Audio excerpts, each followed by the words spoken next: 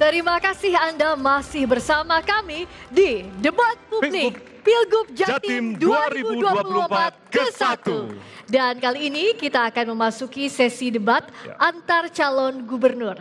Calon gubernur diberi kesempatan untuk bertanya kepada calon gubernur lainnya. Ya, tentunya di sesi kali ini Bapak Ibu, kami tentunya akan menjelaskan aturan mainnya dan calon gubernur akan memilih icon yang berisi subtema yang terdapat di layar LED yang ada di depan begitu dan berhak menanyakan pertanyaan kepada calon gubernur lainnya sesuai dengan tema yang dipilih dan icon yang sudah dipilih ini tentunya tidak bisa dipilih kembali. Dan waktu untuk bertanya yakni 30 detik dan waktu untuk menjawab pertanyaan adalah 1 menit 30 detik dan waktu untuk menanggapi yakni 1 menit. Jadi mohon juga untuk tidak bertanya di luar tema yang sudah dipilih di layar LED dan tentunya kami himbau kembali kepada Bapak Ibu calon gubernur dan juga calon wakil gubernur bahwasannya jika ada pertanyaan yang menggunakan istilah atau singkatan dalam bahasa asing, mohon untuk disertai dengan penjelasannya. Sudah jelas Bapak Ibu? Baik, langsung kami persilakan untuk calon gubernur nomor urut 1 untuk memilih icon yang ada di layar. Dan nantinya Cagup memberikan pertanyaan kepada calon gubernur nomor urut 2 sesuai dengan subtema di dalam icon yang dipilih. Silakan Ibu untuk memilih. Ikonnya ada Suramadu, Ludruk, Gapura Majapahit, Reok, Gunung Bromo, Merak Jawa, dan Tugu Pahlawan. Silakan Bu Lulu. Suramadu. Suramadu. Baik. Kita akan buka untuk subtema Suramadu yakni demografi, kemiskinan, dan kesenjangan. Kami silakan untuk bertanya kepada calon gubernur nomor urut 2 dengan subtema yang sesuai, demografi, kemiskinan, dan kesenjangan. Waktu Anda bertanya 30 detik dihitung pada saat mulai berbicara. Silakan. Ya, terima kasih Ibu Khofifah karena Ibu sebagai gubernur 5 tahun kemarin. Saya berkali-kali ke Madura dan kemudian mereka bilang, Bu, Madura ini masih bagian dari Jawa Timur apa enggak? Karena kemudian merasa dikiwo, merasa kemudian termarginalkan. Apa langkah-langkah yang akan Ibu lakukan untuk bisa meningkatkan posisi status kesejahteraan dan juga ekonomi bagi masyarakat Madura? Masih ada waktu, cukup Ibu? Ada yang ditambahkan? Cukup? Baik. Berikutnya? Ya, dan kami persilakan kepada calon gubernur nomor urut 2 untuk menjawab pertanyaan. Waktu Ibu 1 menit 30 detik dihitung pada saat Anda berbicara. Silakan Ibu. Ya, baik, terima kasih. Tentu yang ingin saya sampaikan adalah kami sudah melakukan pembangunan pelabuhan jangkar untuk memuliakan masyarakat Madura Kepulauan. Pelabuhan jangkar ini memang di situ Bondo, tapi melayari wilayah-wilayah kepulauan yang ada di Madura. Kami juga kemudian membangun pelabuhan di Tungkek. Kami juga membangun pelabuhan di Gili Iang. Kami juga melakukan renovasi pelabuhan di Masa Lembu. Semuanya adalah untuk membangun koneksitas masyarakat Madura Kepulauan. Kami kemudian juga bersama PLN, kami menyiapkan PLTS sudah, jadi bukan akan, sudah kita lakukan PLTS di 22 pulau yang ada di Sumeneb. Harapan kami adalah mereka terkoneksi power plant, mereka terkoneksi perhubungan lewat laut, dan untuk kesehatan kami ingin menyampaikan bahwa kami setiap tahun 4 kali kami kirim kapal dengan dokter-dokter spesialis, kemudian mereka memberikan layanan-layanan kesehatan di pulau-pulau yang ada di Madura. Kami berharap bahwa ini cara kami memuliakan masyarakat Madura dan cara kami membangun keberdayaan mereka, termasuk di dalamnya adalah pada saat musim kemarau seperti sekarang. Dulu ketika masih kami aktif bersama Mas Emil, kami harus kontak dengan KSAL, kami pinjam KRI untuk memberikan bantuan air bersih kepada mereka yang ada di kepulauan. Terima kasih, waktu habis. Mohon tenang, mohon Ibu tenang Bapak, Bapak Ibu, mohon tenang. Kita akan lanjutkan ya. Berikutnya kami beri kesempatan Cagup nomor urut 1 menanggapi jawaban Cagup nomor urut 2. Waktu Anda 1 menit dihitung saat mulai berbicara. Iya, kalau bagi saya akhirnya dengan penjelasan dari Ibu Khofifah itu, jembatan Suramadu masih sebatas menjadi jembatan rakyat tapi belum jadi jembatan ekonomi. Penting untuk memastikan bahwa hilirisasi pertanian, peternakan, lalu juga perikanan itu bisa didongkrak dan bisa didorong di Pulau Madura. Di sana memiliki garam, kenapa kita tidak dukung ekosistem pergaraman yang membuat garam di Madura memiliki kandungan NaCl 97 sehingga bisa diserap oleh industri dan kita tidak perlu impor lagi garam. Tahunan kita ini impor garam itu triliunan, sementara garam itu ada di depan mata kita. Itu cara kita menolong Madura, cara kita mengungkit kesejahteraan Madura, dan cara kita mencintai Madura. Yang kedua ada ekosistem tentang pertanian. Di sana dulu adalah tempatnya gandum, tempatnya jagung. Tapi kita impor jagung juga triliunan. Andaikan kita mendukung ekosistem di sana, maka Madura menjadi sumber pangan jagung terdepan di Indonesia. Terima kasih. Masih ada waktu? Mau cukup? Ibu, Cukup? baik. Baik. Terima kasih. Ya. Baik. Dan kita akan lanjutkan, kita akan berikan kesempatan kepada calon gubernur nomor urut 3 untuk merespon jawaban dari calon gubernur nomor urut 2 dan 1. Waktu Ibu 1 menit dimulai pada saat berbicara, silakan. Terima kasih. Yang pertama adalah tanpa adanya infrastruktur yang baik di Madura, maka itu akan menjadi kesulitan. Yang pertama adalah masalah air. Di mana beberapa titik yang saya kunjungi, semua kekurangan air. Jangankan untuk pertanian, untuk kehidupan sehari-hari saja tidak ada. Yang kedua, ada lagi di sana, tadi disampaikan Bu Lulu udah betul, bahwa ada garam di sana. Kenapa enggak dirubah jadi garam industri? Yang kemudian yang ketiga, ada masalah tembakau, di sana juga ada. Kenapa kita tidak bisa tingkatkan mereka untuk hidup mereka lebih sejahtera? Kemudian yang ketiga, banyak sekali mereka pekerja-pekerja migran yang berasal dari Madura yang selama ini mereka kebetulan saya yang nangani pekerja migran ilegal tersebut. Seperti itu. Baik. Masih ada waktu? Masih ada waktu, Ibu? Cukup? Cukup? Baik. Terima kasih. Terima kasih. Silakan berikan tepuk tangan Ibu Bapak untuk Silakan, stage Bapak ini. Ibu. Ya. Baik, terima kasih.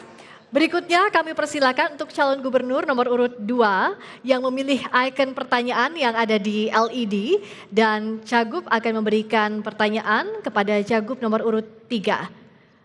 Pilihannya adalah silakan ke depan Ibu di depan Masih ada podium. Gunung Bromo, Gapura Majapahit, Tugu Pahlawan, Reok, Ludruk, dan Merak Jawa. Silakan Bu Afifah.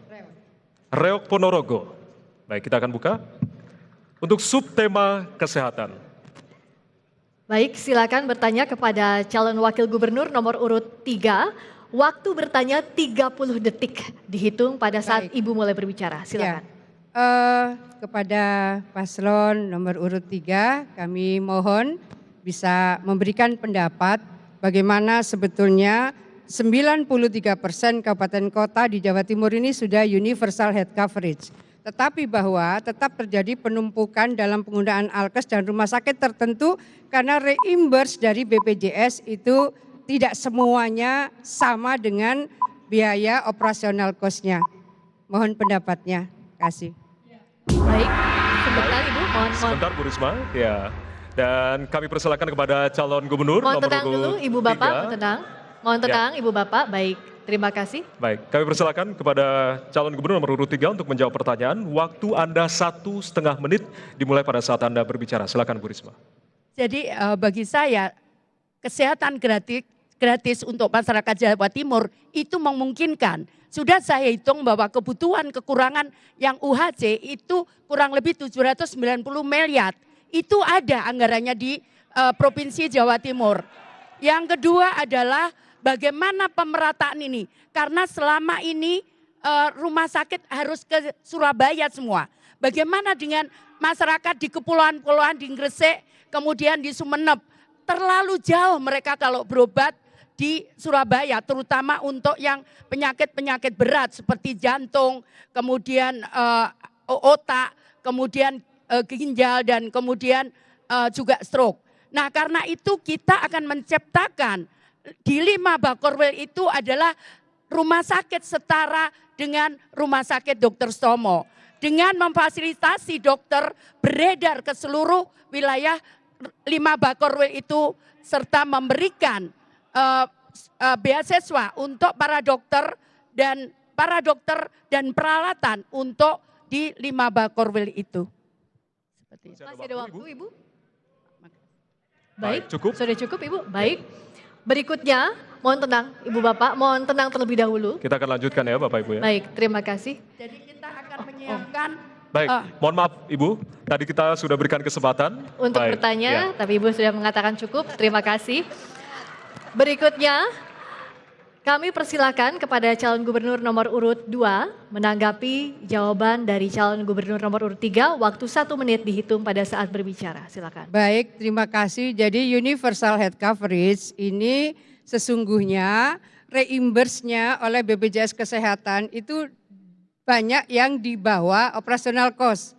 Ada penggunaan alkes tertentu, hanya di reimburse 60%. Maka RSUD tidak mau melayani itu dan kemudian dirujuk oleh berbagai rumah sakit milik Pemprov. Karena Pemprov Jawa Timur punya 14 rumah sakit. Nah kemudian kami ingin sampaikan, izin Bu Risma pasti paham bahwa setiap pelayanan kesehatan kalau memang itu dengan sekian spesialis pasti ada proses perizinannya. Jadi tidak bisa BIM salah BIM memberikan layanan kesehatan karena ini oversupply spesialis mana. Jadi beliau punya niat luar biasa, pemerataan layanan kesehatan harus kita lakukan. Tapi kami izin Bu Risma juga sedang menyiapkan rumah sakit tipe B di Pamekasan supaya masyarakat Madura bisa mendapatkan layanan lebih baik. Terima kasih, waktu habis. Ya. Dan selanjutnya kami persilakan kepada calon gubernur nomor urut 1 untuk bisa merespon jawaban dari calon gubernur nomor urut 3 dan nomor urut 2. Waktu Anda 1 menit dihitung pada saat Anda berbicara, Ibu. Iya, terima kasih ya. Saya kok berharap kita lebih punya inisiatif yang juga lebih progresif lagi. Karena memang BPJS tidak mengcover banyak hal, terutama misalnya kalau ada korban kekerasan seksual, kemudian juga korban KDRT itu juga tidak di-cover. Kemudian juga anak-anak yang menderita ODA itu juga kemudian tidak di-cover. Andai kan kita punya komitmen politik dan komitmen anggaran, misalnya BPJS pun tidak bisa mengcover, maka kita bisa memberikan dukungan itu dengan mengcover biayanya. Kemudian yang kedua, perlindungan jaminan kesehatan itu juga sangat penting, misalnya bagi kerja-kerja yang berisiko seperti nelayan dan juga petani. Mengapa kemudian itu tidak kita lakukan? Maka Lulu Lukman kalau jadi gubernur, semua kelompok-kelompok rentan inilah yang akan kemudian kita cover kesehatannya dengan anggaran yang memadai. Dan kita yakin bisa, karena Jawa Timur punya anggaran, jangan dibuang percuma, kita gunakan untuk rakyat kita. Terima kasih. Masih ada waktu, apakah mau ditambahkan? Cukup, baik. Berikan tepuk tangan untuk seluruh calon gubernur. Silakan Bapak Ibu. Yang sudah menjawab pertanyaan dan memberikan pertanyaan. Ya. Berikutnya kami persilakan calon gubernur nomor urut 3 untuk memilih ikon pertanyaan yang ada di LED. Dan ikon yang dipilih adalah masih ada Gunung Bromo, Gapura Majapahit, Merak Jawa, Tugu Pahlawan, dan Ludruk. Gunung Bromo. Gunung ya, Bromo, ya? Baik. Kita akan buka untuk subtema Gunung Bromo adalah subtema pendidikan. Subtema pendidikan ini akan diberikan pertanyaannya untuk calon gubernur nomor urut 1. Waktu Ibu bertanya 30 detik dihitung pada saat mulai berbicara. Silakan Ibu. Ya, kalau dilihat angka putus sekolah, anak usia 15 sampai 22 tahun di Jawa Timur ini cukup tinggi. Karena itu bagaimana bisa, terutama untuk anak usia 15 sampai 22 tahun ini, mereka bisa mengakses pendidikan yang lebih baik di Jawa Timur. Ya, itu saya kira, namun untuk mencapai itu tentunya ada sekolah-sekolah dasar yang harus pula di-cover supaya bisa. Terima kasih, waktu habis Ibu. Ya, dan selanjutnya kami persilakan kepada calon gubernur nomor urut 1 untuk bisa menjawab pertanyaan. Waktu Anda 1 menit 30 detik dimulai pada saat Anda berbicara. Ya. Jadi persoalan yang terkait dengan partisipasi sekolah itu tentu ada beberapa hal. Mungkin pertama ada daya dukung keluarga yang tidak memungkinkan sehingga mereka bersekolah. Mungkin keterjangkauan akses terhadap sekolah itu juga yang tidak tercukupin. Dan yang ketiga ya memang tidak ada kemampuan untuk kemudian menyelesaikan sekolahnya karena faktor kemiskinan. Maka kami memiliki komitmen Ibu, kalau kita jadi gubernur kita akan menggratiskan sekolah khususnya agar tuntas sekolah tingkat SMA, SMK dan madrasah aliyah tanpa kecuali. Bukan hanya gratis sekolahnya tapi juga gratis seragamnya, sepatunya dan bahkan pulsanya. Karena ini yang kemudian juga akan menghidupkan ekosistem keekonomian di Jawa Timur dengan adanya itu. Nah yang kedua lebih progresif lagi, maka penting bagi kita untuk menatap masa depan. Kalau kita ingin sumber daya manusia di Jawa Timur itu unggul apalagi mendunia, maka sudah waktunya dong kita juga akan memberikan pendidikan itu hingga sampai sarjana. Dan kita akan memberikan afirmasi untuk anak-anak perempuan, anak-anak rentan, anak-anak yatim, anak telantar dengan beasiswa sampai tuntas perguruan tinggi termasuk juga anak-anak bagi para penghafal Al-Quran. Saya kira itu yang paling penting dan yang kedua adalah memastikan bahwa pendidikan harus berkualitas, sarana prasarananya, gurunya, metode pengajarannya, semua juga harus inklusif termasuk juga anak bagi mereka yang disabilitas. Dengan demikian maka kita bisa mengadres isu yang terkait dengan rendahnya partisipasi sekolah di Jawa Timur. Ya. Cukup? Baik, terima kasih. Berikutnya kami berikan kesempatan untuk calon gubernur nomor urut 3 menanggapi jawaban dari calon gubernur nomor urut 1. Waktu 1 menit dihitung saat mulai berbicara. Silakan. Jadi kalau dilihat banyak-banyak anak sekolah di SD, tingkat SD maupun SMP, mereka juga banyak yang putus sekolah. Karena itu kita juga akan memberikan bantuan untuk supporting sekolah SD dan SMP. Yang berikutnya adalah terutama untuk anak-anak disabilitas, maka kita akan membuat sekolah inklusi di seluruh sekolah SMA, level SMA dan SMK. Kenapa? Karena mereka banyak yang tidak bisa mengakses pendidikan karena mereka disabel. Mereka harus pergi ke tempat sekolah yang jauh jaraknya karena mereka harus sekolah di sekolah khusus. Karena itu nanti ke depan sekolah SMA SMK itu harus inklusi se-Jawa Timur. Dengan kita mentraining para gurunya menjadi sekolah-sekolah yang bisa memenuhi untuk sekolah inklusi. Apa cukup, Ibu? Cukup? Baik. Ya. Dan selanjutnya kita akan berikan kesempatan untuk calon gubernur nomor urut 2 untuk merespon jawaban dari paslon nomor urut 3 dan 1. Waktu Anda 1 menit Ibu, dimulai dari saat Anda berbicara. Baik, terima kasih Bu Risma, betul karena memang untuk sekolah SLB itu adalah tanggung jawab provinsi. Jadi SMA, SMK dan SLB itu adalah dalam kewenangan provinsi. Dan kami memiliki sekolah-sekolah SLB juga unit-unit UPT untuk memberikan vocational training. Jadi tidak hanya sekolah formal tapi vocational training bagi penyandang disabilitas. Kami juga membangun koneksitas dengan hampir semua perusahaan supaya memastikan bahwa mereka akan mengambil minimal 2% tenaga kerja mereka dari penyandang disabilitas. Oleh karena itu, apa yang menjadi harapan besar Ibu Risma, insya Allah kami sudah melakukan dan mudah-mudahan ke depan bahwa bos dari pusat itu izin Bu itu sudah langsung ke kabupaten. Jadi untuk SD, SMP dulu lewat Pemprov tapi 2 tahun berjalan ini sudah langsung ke kabupaten. Masih waktu habis. Baik. Silakan berikan tepuk tangan. Kita berikan tepuk tangan sekali lagi para calon gubernur yang saling bertanya di sesi ini dan selanjutnya kita akan memberikan kesempatan kepada calon wakil gubernur untuk saling bertanya. Tentunya semakin seru dan juga semakin hangat suasana di malam hari ini. Untuk itu tetaplah bersama kami di debat ke-1 Pilgub Jatim 2024.